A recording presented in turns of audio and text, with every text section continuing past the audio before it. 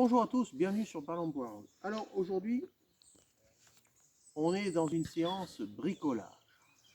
Alors bricolage, c'est quoi? Vous voyez devant moi une raquette. Cette raquette est, comment dirais-je, avec possibilité de 4 pigeons. Voilà. Donc, 1, 2, 3, 4. Ici, les raquettes font 1 mètre, 1 mètre de long. Donc, qu'est-ce qu'on fait? Il y a une partie qui monte et une partie qui descend. Voilà, ça va faire ça. Vous voyez?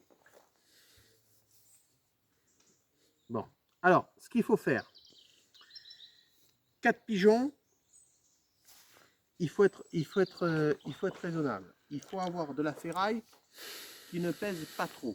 Donc, et puis il faut avoir un coût financier qui soit raisonnable. Donc, qu'est-ce que je fais? 1 mètre de ferraille de chaque côté, avec un inversement de la montée et de la descente. D'accord? Donc ici, je suis un écartement entre les chemins de fer de 30.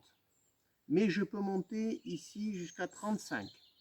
L'idéal, c'est d'avoir 35, voire 40, voire 50 sur ce type de cadre. Ici, en déporté, je suis à 20 cm en déporté ici. Donc ici et ici, je suis à 20 cm. Je me débrouille pour que ce soit pas au centre. C'est-à-dire qu'ici, là, j'ai le crochet pour accrocher la corde qui monte.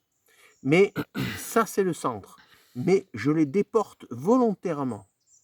Pourquoi? Pour avoir un certain équilibre. Ici, vous avez, là, sur la longueur, vous avez 60 cm.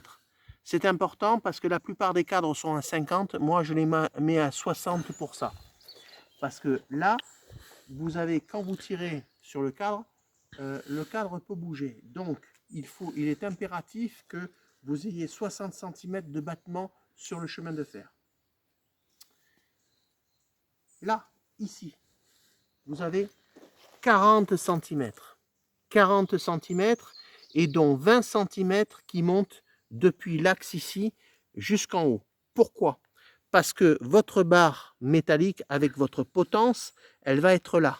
Mais votre barre métallique et votre potence, il est important qu'elle soit costaud. Donc il faut que ce soit du 2,5 sur 2,5 avec une bonne poulie. Parce que là, vous avez du poids. Pourquoi? Parce que vous avez 4 pigeons. Donc vous pouvez estimer que vous avez 1,8 kg sur l'ensemble des pigeons qui sont là. Donc une fois que ça c'est fait, il faut renforcer ici les, les supports. Donc il faut renforcer de manière à ce que ça ne bouge pas. Parce que vous avez énormément de ballons. Donc il faut que ce soit costaud. Ensuite, ici, sur la partie qui est basse, j'aurais pu la tenir droite. Là, j'ai fait un recroquevillage. Pourquoi? Regardez. Le ressort monte. Si le ressort était tout droit, ça aurait pu bloquer le pigeon. Sauf que là, ça l'oblige à redescendre. Voilà, ça c'est important. Et quand on a 4 pigeons, il faut que ce soit costaud. Voilà. Ici, vous avez un système de blocage. Vous voyez?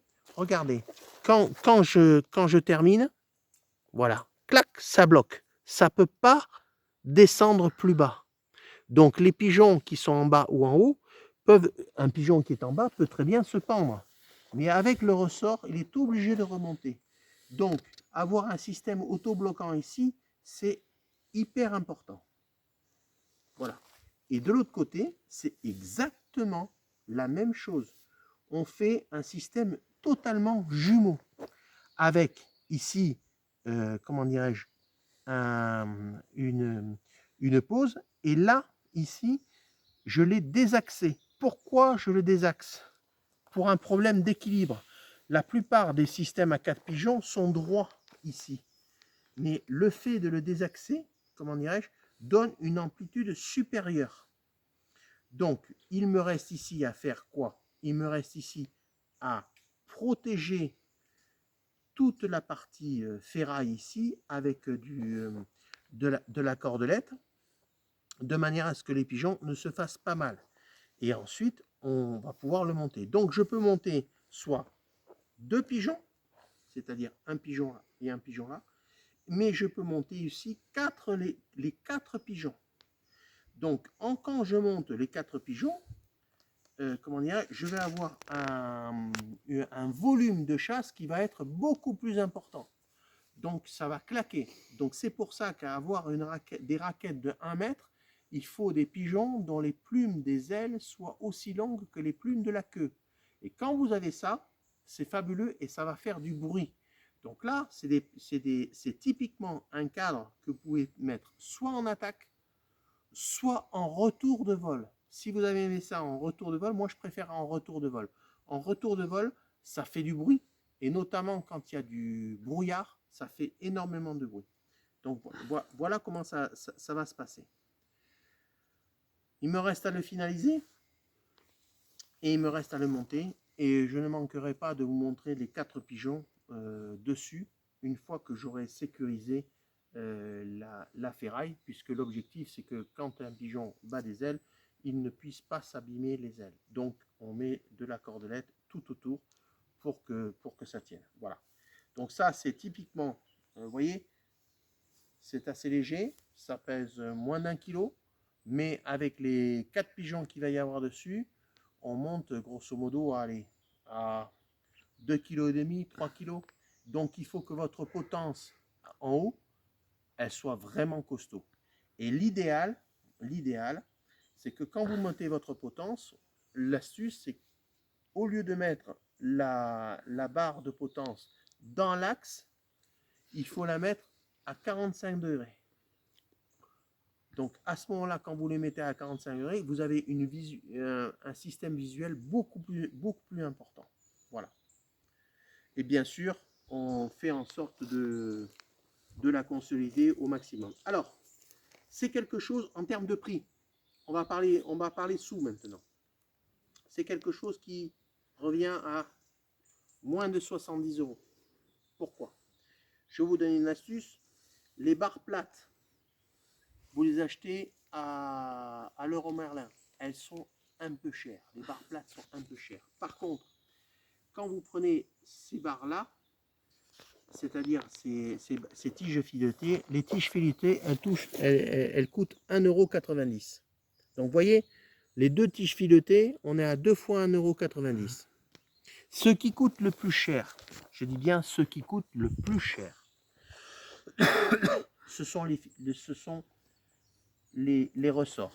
Parce que quand vous achetez les ressorts, moi je les achète chez Maïsadour, gamme vert, voilà, pour tout vous dire. Ça coûte un peu cher, ça coûte 19,90 € le groupe, l'ensemble. Donc on est à 1,50 m pour, voilà, presque 20 € le ressort, ça coûte un peu cher. Mais bon, ça reste presque abordable. Mais bon, ça c'est ce qu'on voit actuellement. Donc grosso modo, là j'ai calculé, vous êtes à peu près à moins de 70 € le cadre. Bien sûr, il ne faut pas compter son temps de travail. Mais vous avez quelque chose qui tient la route. Moi, j'ai mis 3 heures pour le faire. Il me reste encore, je pense, 1 heure pour tresser. Donc, mettons 4 heures. 4 heures, bon.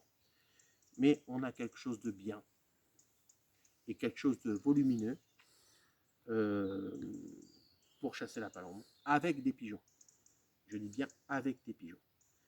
Et là on est sur du costaud. Mais il faut à peu près, je vous dis, moins de 70 €, 4 heures de boulot, il ne faut pas compter son temps, et vous avez quelque chose de bien. Et vous pouvez le faire vous-même si vous êtes un peu, comment dirais-je, un peu bricoleur. Juste une chose que je dois vous préciser, sur les 1 mètre qu'il y a ici, la barre ici, l'axe n'est pas à 50 cm. On est ici à 53 sur la partie qui va être le plus tendue et 47 le reste. Voilà, ça c'est important, il ne faut pas le mettre au milieu parce qu'il faut que votre pigeon, avec le ressort, retombe par son propre poids. Donc ça c'est important. Voilà, c'est pour ça qu'il faut plus privilégier une distance sur cette partie-là. Et surtout, regardez, l'axe n'est pas droit. C'est-à-dire que votre cadre, vous voyez, il n'est pas droit. Il est plus bas. Pourquoi? Pour donner plus d'amplitude à votre pigeon principal. Voilà. Et quand vous avez compris ça, eh bien écoutez, je ne vais pas vous faire les plans, c'est pas la peine, mais vous pouvez faire des choses très sympathiques pour ça. Voilà. Alors on va le mettre en route cette année, et puis on va voir ce que ça donne. Mais je pense que dans les chaînes, pour attaquer les vols ou pour faire le retour de vol, ça doit être fabuleux. Voilà. Merci à vous et merci de votre écoute pour cette petite astuce sur les cadres. À bientôt sur Palomb.org.